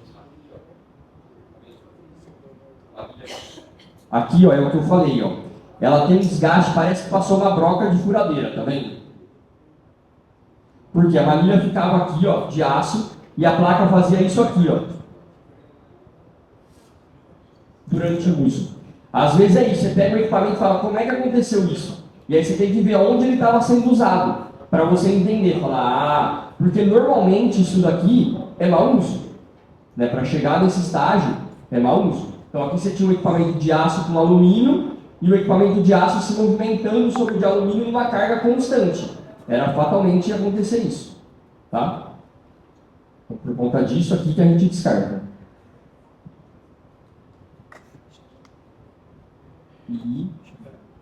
E uma coisa importante aqui, ó, sobre o anelão, né? É o que o Fábio falou. A primeira coisa que a gente vê é o equipamento tem a etiqueta. Qual que é a data de fabricação? Está dentro do prazo? Lembra das primeiras perguntas lá? Tem certificação? Hoje a gente adota o seguinte critério, porque se a gente for descartar tudo que não tem certificação, a maioria dos nossos clientes vão ficar sem nada. Mas aí a gente adota o seguinte critério. A gente emite uma nota junto com esse documento falando que os equipamentos certificados passam por testes por uma terceira parte, enquanto os equipamentos conforme norma, que é exatamente o que o Fábio falou ontem. E aí a gente mostra isso para o cliente, né, e entrega para ele. Ele tá ciente, ele está anuindo que ele está usando o equipamento sem certificação. O que a gente não atesta é o equipamento que não traz a carga de ruptura ou de trabalho. Porque eu não tenho como saber quando eu posso usar. E o anelão, normalmente, ele traz 1 tonelada, que é a carga de trabalho, num fator de segurança 4:1, é o que a Coforja, pelo menos, adota para os equipamentos dela. A FEDEC fala de 5:1. Tá? A FEDEC, só para vocês terem uma ideia, ela fala de mosquetão 4:1, cabo de aço e outras coisas de aço 5:1 e têxtil 7:1.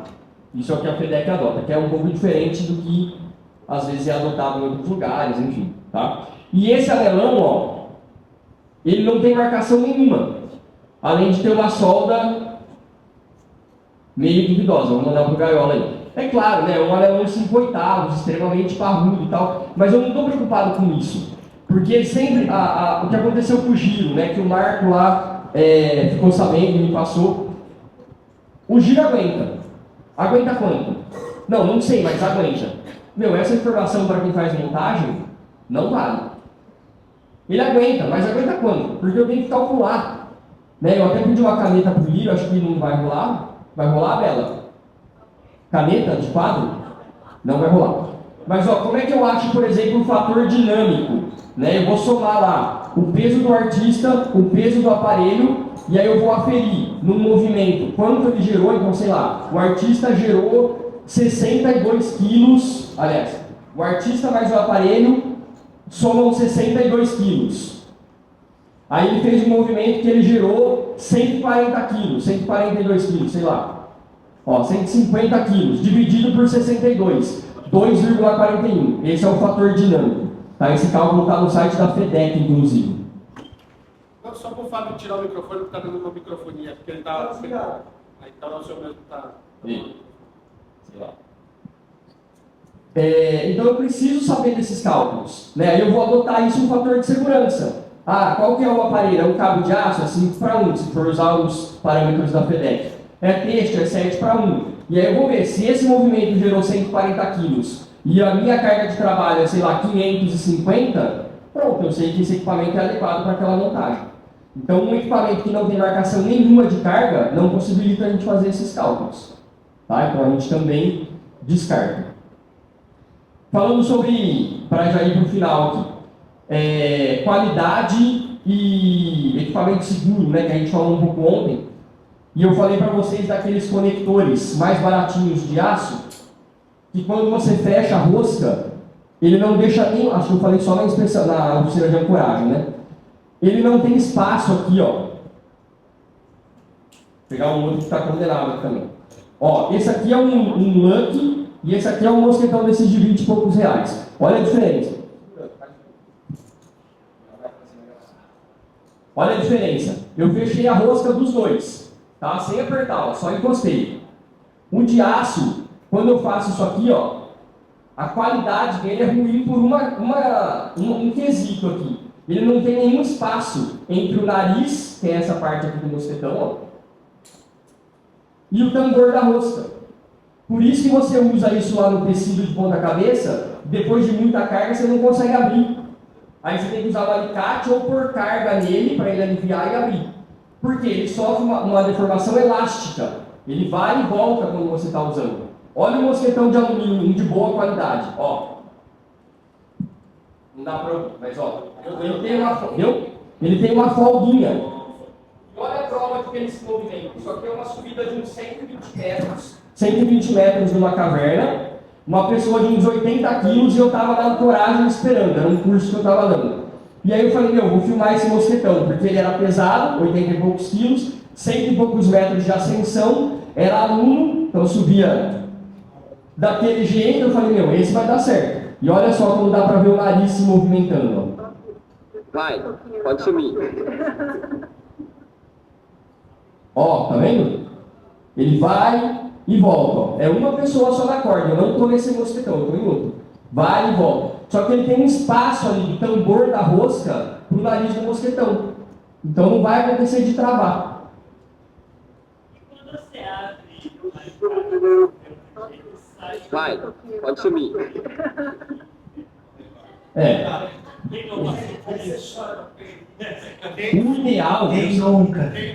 O ideal é não usar o alicate, é tentar não usar o alicate, mas se usar, você vai ter que passar isso por inspeção, né? Porque a inspeção não é só visual, ela também tem uma inspeção operacional, aquele equipamento funciona da forma correta. Então, se eu for pegar um descensor, por exemplo, na ficha de descensor, além dessa inspeção visual que eu avalio, eu tenho que colocar ele na corda, ver se ele trava, ver se ele desce, blocante, a mesma coisa. O mosquetão não é só visual, né? Por exemplo, quantos mosquetões você já viu que desalinhou o gatilho com o nariz? E aí ele não fecha. Ele bate e fica aqui assim, ó. Vai, pode sumir. Né? Fechamento da rosca, né? Tem mosquetão que espana a rosca, ele também não fecha. Oi? Depende. Depende do quanto desalinha. E depende do uso. Eu faço muito uma análise de quem está usando, como está usando. Porque, por exemplo, o maior risco dele estar desalinhado, esses mosquetões, que eles podem ser seguros, mas têm uma qualidade não tão boa, é de você deixar ele aberto. De você não ver que ele não fechou. Então você faz isso e você não vê que ele não fechou. Isso é um problema. Tá? Inclusive eu vou passar isso aqui para vocês verem uma marca na parte de cima dele, causada por uma polia de alumínio. E aí é uma coisa que eu até ia mostrar para o Fábio, porque é curioso, não sei se você já tinha visto. Vai, o alumínio comeu, mas o aço também comeu. As duas polias. O aço comeu, o alumínio bem mais. Ô Diego, só uma dúvida. Chegou só agora aqui da Petson. Ele tem aquele desgaste de escamar, mas isso aqui é de atrito, esse outro lado?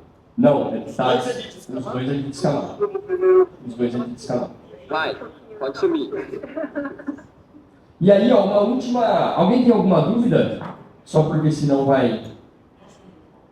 Pode. Pessoal, queria completar uma informação do que o Diego falou para vocês, que eu acho que é a coisa mais importante, né? O equipamento, ele quebra, ele desgasta, ele perde a sua vida útil por normalmente uso inadequado. Ou você põe mais carga do que deveria, ou você não inspeciona dentro dos prazos, não lubrifica, materiais de formas equivocadas, ou coloca cargas excessivas por muito tempo, que é o que acontece quando desalinha um mosquetão. Vocês, acho que a grande maioria trabalham com cordas, sim? Então, dentro do que o Diego falou, no cálculo de segurança, vocês aplicam um nó na corda que vocês utilizam? Pode sumir. Qual o nó padrão? 8? Tá. Sempre que vocês aplicarem um nó numa corda, retirem automaticamente 50% da resistência dessa corda, tá? Então, se você tem uma corda que é o padrão, tá? Toda corda tipo A, que são as cordas de 10,5 a 16 milímetros, elas têm que ter uma resistência mínima de 22 kN. A partir do momento que você aplicou um nó, naquele local do nó, ali já não é mais 22, é 11. E aí, se a gente depurar isso e ainda aplicar um fator de segurança de 7 para 1, vocês vão ver que, dependendo da corda que vocês comprarem, ela não tem segurança para sustentar nenhuma pessoa. Quiçá 2, 3 ou 4. Tá? Então, vocês têm que comprar cordas de resistências maiores. Porque o pessoal fala muito, não, mas o 8 perde 39%, 31%. Não existe um valor exato para perda de resistência para nenhum tipo de nó, exceto o nó sem tensão, que é um nó que teria que dar pelo menos 5 voltas ao redor de uma estrutura redonda 5 vezes superior ao diâmetro da corda. Isso é o que a gente chama de nó de trapa no bombeiro ou nó sem tensão, que ele perde 1% apenas. Todos os outros nós, existe uma irregularidade que varia de 21% a 47% de perda de resistência. 8, 9, balso pelo seio, balso calafate, enfim. Dentro disso, a própria norma já estipula. Quando você aplicar um nó em uma corda, no seu cálculo de fator de segurança, retire 50% da resistência nominal da corda. E isso eu estou falando de corda nova. Outra dica importante, se vocês usam uma corda constantemente, acostumem-se a trocar o lado. Tá? Então a gente usa muito também essa técnica, lado A e lado B da corda. O bombeiro pinta de vermelho e azul, independente, porque aí você usa o lado amarelo por um tempo, inverte e faz o nó na outra ponta que for guardadinha. Porque aonde é que a corda sofre mais? Na parte do nó. Corda contra corda, corta corda. Exercício aí de trava-língua. É muito atrito, geração de calor, é ali que a corda enfraquece. Quando não em contato com produto químico, abrasando e tudo mais. Aonde a corda enfraquece é sempre no nó. Ensaios de laboratório, toda vez a corda vai estourar no nó. É ali que é a fragilidade do nosso ponto quando vocês utilizam uma corda. Isso vale, a gente faz, né, nas inspeções no ponto móvel, né? Quando você vai fazer uma inspeção, a ponta do ponto móvel, você sempre inverte a corda. Então a ponta que estava com o nó pegando no aparelho, vai para a ponta que vai ficar guardada lá do outro lado e você dá um nó do outro lado. Tá? Deixa eu só complementar uma informação que o Fábio falou, em relação a essa questão da capacidade do WLL, né, da carga de trabalho da corda. Quando você tira o que o nó já está roubando, né, vai ficar uma resistência residual, aplica um fator de segurança, e aí é comum, não é incomum, da gente ver uma corda de 10 milímetros segurando 2 ou 3 artistas no aparelho. É muito comum, tá? E aí olha só como não é tão difícil, né? Eu peguei aqui aleatoriamente a tabela da corda da Plasmod, ó.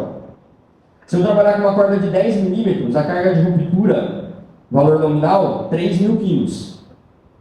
10,5, 3.300. Se eu já subir para 12, 4.300. E dependendo do sistema que ela está passando, se for só polia, enfim, uma corda de 12 milímetros, né? A gente tem descensor para corda de 12 milímetros, então já resolveria o problema.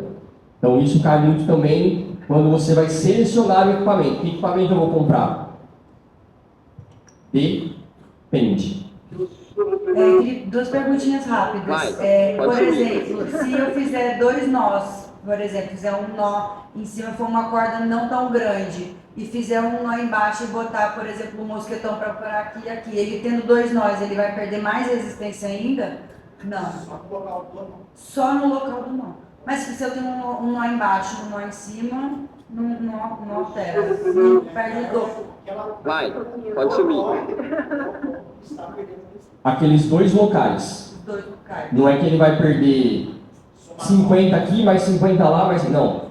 Você vai ter 2 pontos mais frágeis, não apenas um ponto mais frágil na corda. E aquele nó que a gente faz quando a gente vai fazer acesso por corda, aquele que cruza assim e bota o mosquetão dentro?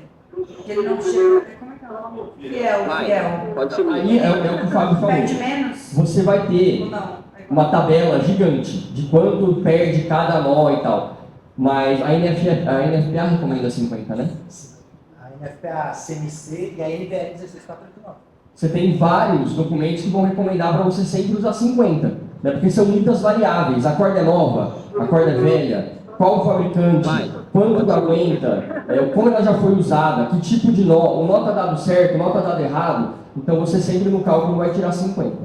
Vai considerar uma perda de 50. É porque no laboratório, né, o teste de ensaio, a NBR 15986, existe no laboratório de uma corda nova em condições de umidade relativa controlada, tração controlada, a perda já é de 31% no laboratório de uma corda nova. Lembra que eu falei ontem? A validade ela é garantida do equipamento novo, depois que ele está em uso, por isso que por segurança você deve estipular 50%. Queria só fazer um último adendo sobre as fitas, que surgiu hoje uma questão de manhã, sobre as fitas de carga, né? Acho que estava o Rob e a Rai conversando aqui com a gente, de que as fitas de carga têm polipropileno.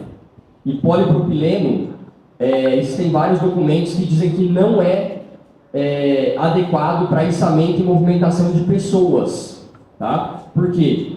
Ele é muito sensível a raio UV, e ele tem uma baixa tolerância a altas e grandes temperaturas.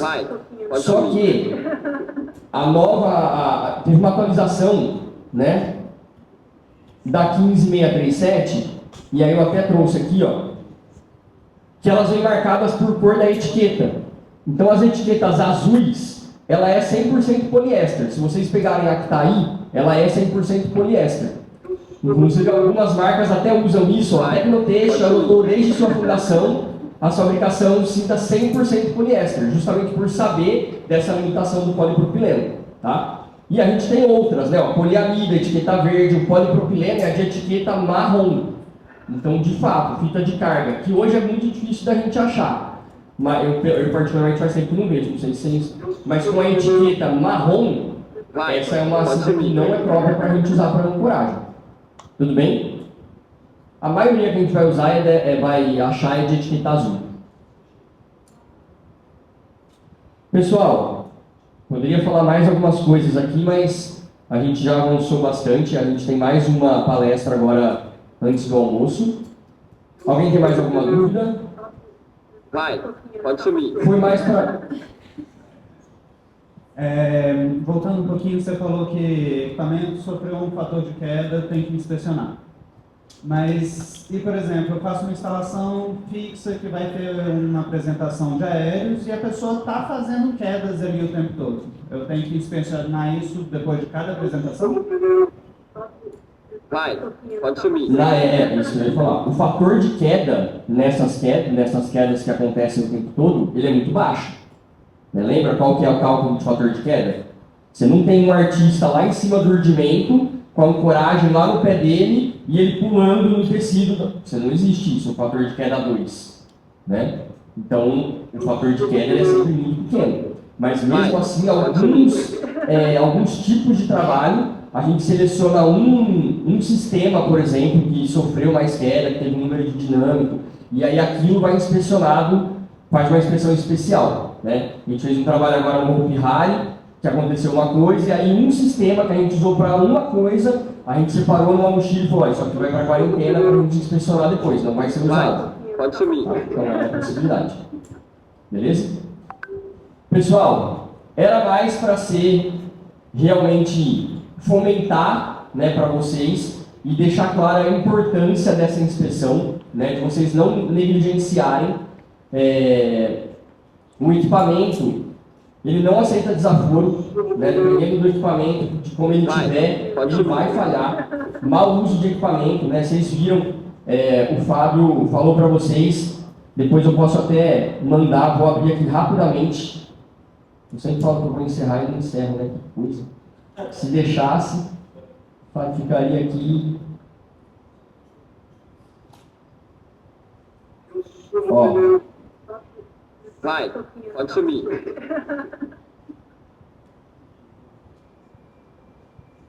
Esse aqui é o documento, né, do acidente que aconteceu, que o Fábio falou. E aí eu posso disponibilizar também para vocês lá no grupo, né, de 2014, todo mundo conhece, né? O mosquetão, antes era de 40 ou de 50 quilômetros. 40 ou 50 quilômetros, tá?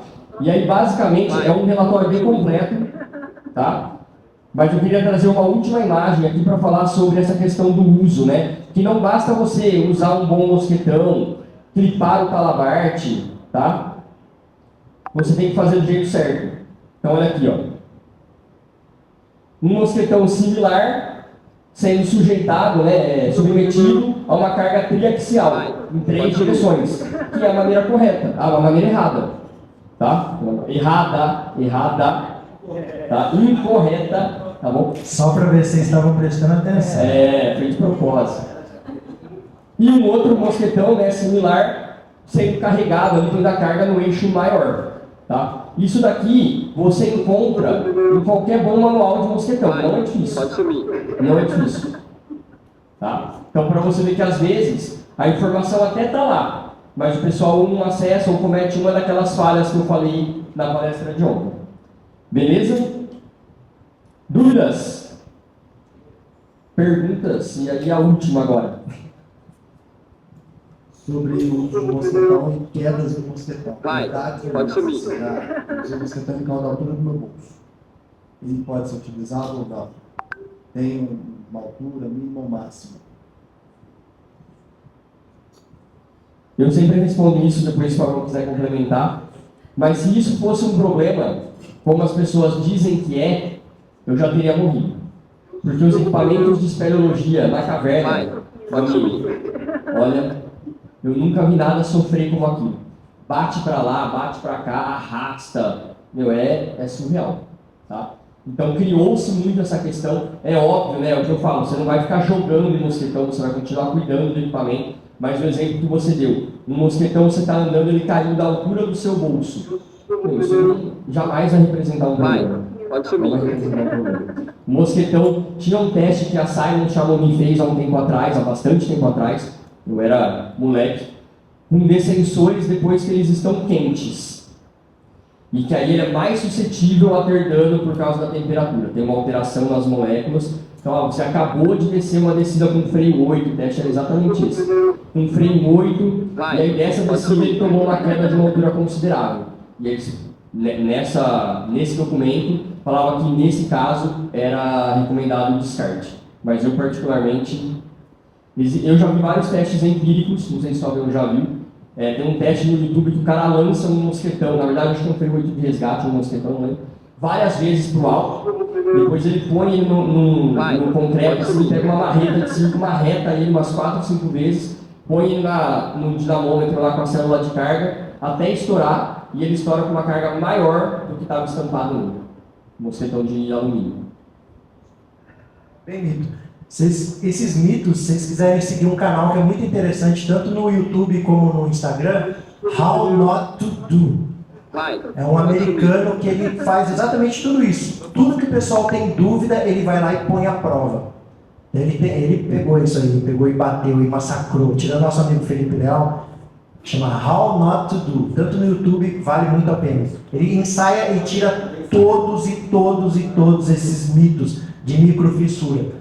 Isso só aconteceria se for um produto de péssima qualidade, onde houve uma forja horrível com hidrogênio entrando no meio da molécula, criando bolhas de ar, mas aí teria que ser um material de péssima qualidade. Eu tenho lá no CT, inclusive, um tripé que eu estourei com 60 quilos. Um manequim de 60 quilos sendo elevado a 1,5 metro e estourou a cabeça do tripé. Aí a gente foi ver por que estourou, porque é péssima qualidade. Nunca comprem tripé da Duli. Mas o fabricante deu todo o respaldo, né? E deu todo o respaldo, mandou eu procurar a justiça. Pessoal, a última mesmo, tá? É uma pergunta. Desse canal ele até fala também que o Duradumínio, os materiais antigos eram outras ligas, né? Pode ser muito bem antigo também por causa disso. Eram outros materiais, hoje a tecnologia é bem diferente. A pergunta que eu ia fazer, até te mandei no WhatsApp depois, quando eu faço a inspeção, eu fiz um curso de inspeção, é ler manual e aí uma boa prática, e você vai conhecendo o material. Eu nunca rompi uma polia, um mosquetão, tudo, mas eu faço assim. Te mandei algumas fotos também, que é, depois que eu vou compartilhar com as pessoas, seja no grupo, sei lá, que eu já vi muito, por exemplo, usar a polia de alumínio com cabo de aço. E aí tem até foto assim, que desgasta. E aí eu te mandei, que aí o que eu faço? Porque às vezes a pessoa não entende quando você vai condenar esse material ou o mau uso desse material. Eu tenho o costume de tirar foto. Porque por mais que eu estou muito no mercado, o povo conhece que eu trabalho direito, às vezes não confia. Fala assim, dá para usar. E aí eu tenho o costume de fazer também os que podem ser usados, mas que têm alguns problemas. E aí eu queria perguntar como que você armazena, porque às vezes tem 600 materiais, como que você faz isso? Tem um programa, tem alguma coisa para fazer? E aí eu te mostrar como o que eu te mandei lá de, você vai mostrar o outro do moitão, o que é um laudozinho que eu faço. Não sigo nenhuma, é uma forma que eu desenvolvi de trabalhar. Aí até se tiver depois, eu te mandei que você vê se tem alguma coisa para melhorar depois. É isso, eu ponho a marca, não ponho grandes detalhes assim, só mais para a pessoa entender o que está acontecendo com o aparelho. Faço uma prévia do que eu entendi que aconteceu com o aparelho, aí na foto lá dá para ver que o que eu identifiquei que foi uma questão da angulação da corda de um descasco que é um material plástico, e faço isso para a pessoa conseguir identificar. É um trabalho danado para fazer isso e às vezes a pessoa nem olha. Mas eu costumo fazer que é uma forma também de eu me proteger, daí ficar dica, e depois queria que você visse aí, me dá uns toques. Pode sumir. Hoje tem aplicativo, né? A Petson tem um aplicativo pago, tem um outro aplicativo que eu não lembro agora que o Total está usando. Como? Era outro. Mas era outro, né? Scannable. Mas hoje, a gente ainda faz, já está estudando para mudar para um aplicativo. Ano passado quase foi, o Gaiola fez lá no trapézio, mas hoje ainda a gente faz no Excel. Então a gente separa. Aí o que aconteceu? Tem muitas fichas, o Excel ficou pesado. Aí a gente começou a dividir Excel por famílias, mosquetão, polia, ainda está dando para trabalhar. Porque o nosso único problema hoje é o trapézio voador, por causa da quantidade de equipamentos. E diversidade. Os outros têm 100, 80, 50, eles têm 600 e poucos, aí fica mais complicado. Tá? Em relação ao laudo, eu acho que é isso mesmo. Né? A gente faz algo que é semelhante também. Vou mostrar um aqui rapidamente.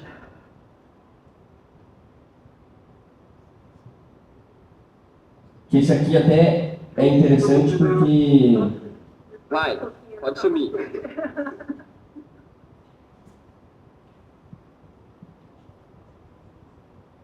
Olha só, esse laudo a gente fez de uma inspeção de sistema de ancoragem que a gente tem numa igreja lá em São José dos Campos. Então está lá o sistema de ancoragem, os que foram aprovados, os que não foram. E aí aqui eu vou trazer uma coisa importante. Alguém usa essa talha? Essa talha, ela vem escrito no manual dela. Quando a gente estava lá, ele falou, cara, tem um motor aqui, e eu quero usar esse motor e tal, não sei o quê, mas a direção da igreja quer um laudo, quer que você inclua na inspeção. E ele falou, olha, a inspeção, ela não é um laudo, né? Você não compra um laudo para poder usar por mais um ano. Você compra um serviço de inspeção, que pode ter 2 resultados, basicamente, aprovado ou reprovado.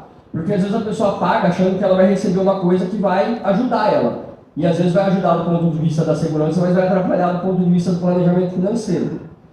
E aqui, ó, eu fui lá, fiz tudo, né? O cabo também tinha alguns problemas. Aqui esse mosquetão já tem aquele problema do triload que a gente acabou de ver, né? Uma montagem que não foi a gente que fez. Aqui você acessa o manual completo, mas eu fiz o recorte, né? Olha lá. É expressamente proibido utilizar esse produto para o transporte de pessoas e animais. Já tem histórico de acidentes, né? Com esse tipo de motor aqui. Inclusive fora do Brasil, não é só no Brasil que tem histórico de acidentes com esse tipo de motor. Se a gente pegar Aqui, ó.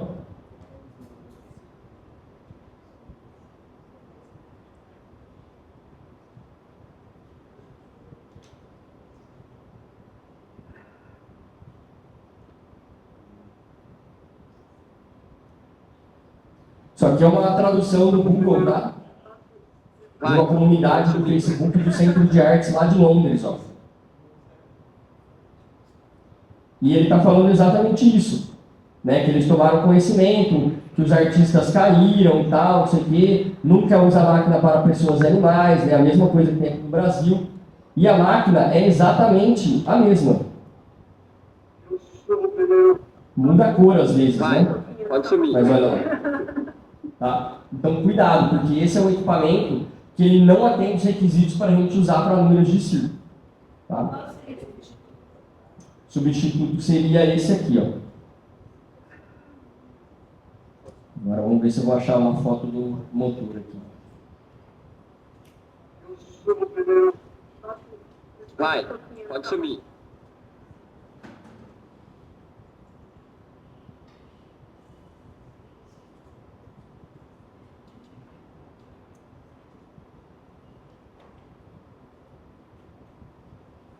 Pegar uma foto, deixa eu ver quando foi, 27 de julho de 2024. 27 de julho de 2024.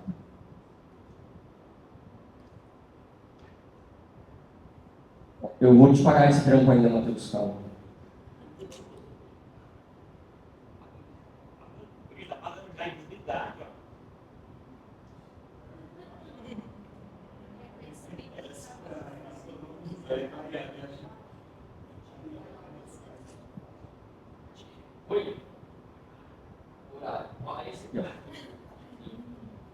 Esse é um dos, né? Um dos tipos de motor. Mas a gente já tem uma empresa lá perto de Campinas que fabrica motor para circo, que é a Garcia e Souza.